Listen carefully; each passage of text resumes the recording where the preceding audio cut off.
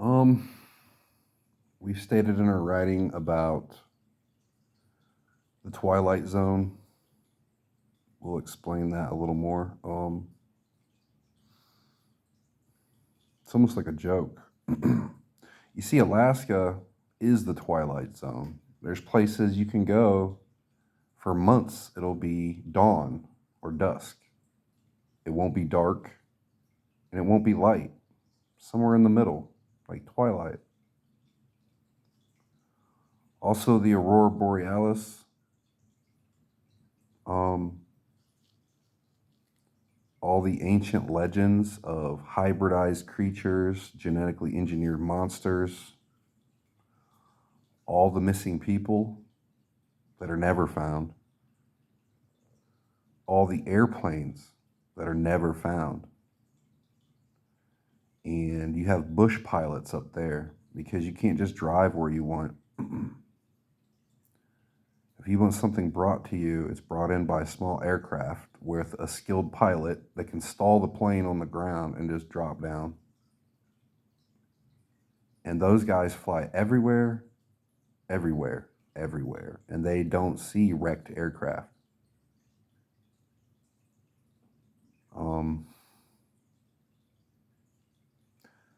Mount McKinley was renamed something, but it means the Great One.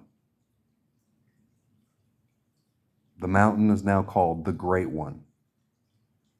First of all, you do not take away a monument to a United States president that was killed in office. Why would you do that?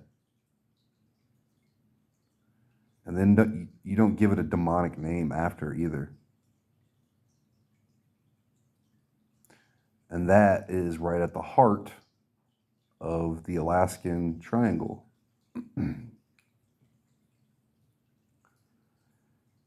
Why would an evil creature pick Alaska? Permafrost. So basically anything that dies now is left on the surface and there's no trace of it after a while. Anything that died in the past is in a genetic freezer.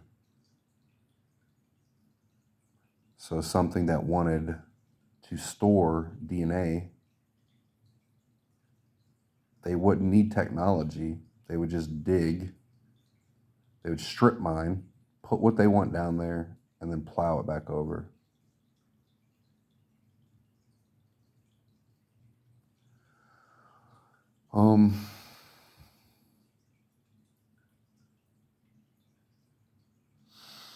We feel like that is an area of interest, and so is Mount Kailash.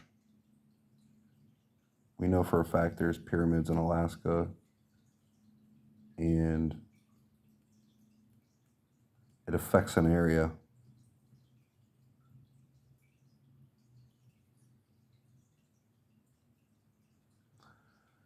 If you look at everything written about Mount Kailash, it's a four-faced pyramid. And if you look real close, it looks like it has an eroded stairwell all the way to the top.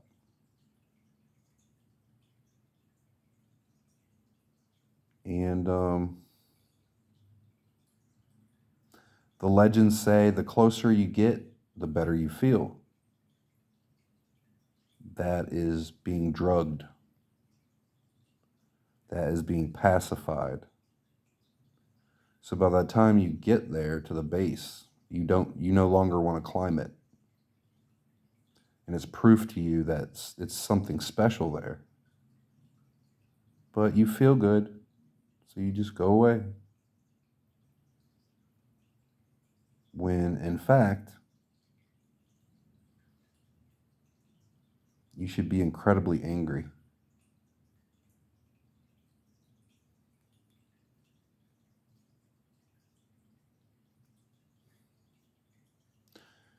And we looked at all the legends of dragons, how they hide out and sleep and hoard treasure. Treasure doesn't just mean golden coins. Treasure could be knowledge, technology, information, forgotten history, real history.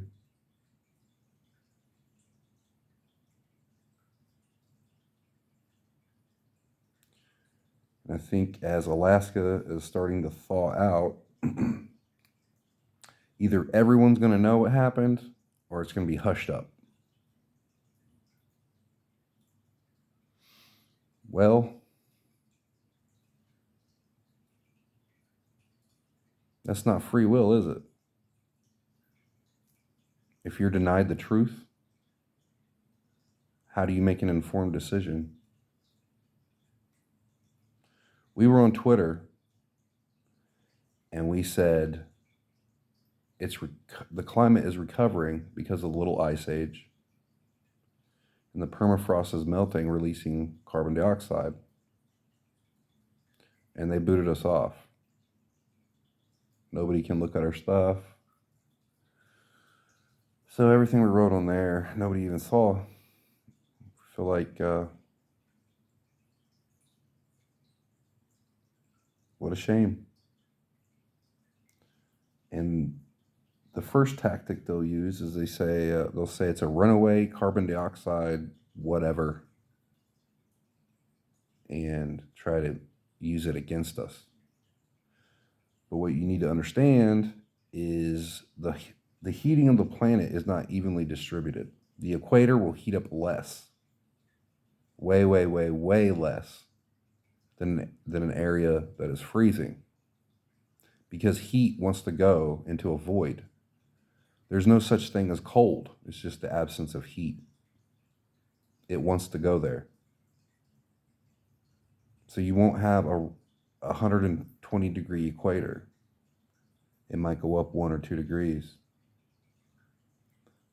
But what will happen because of that is microorganisms, algae, the things that actually create the atmosphere, not plants, will bloom and blossom and be in places that they've never been before. Then you will have more oxygen.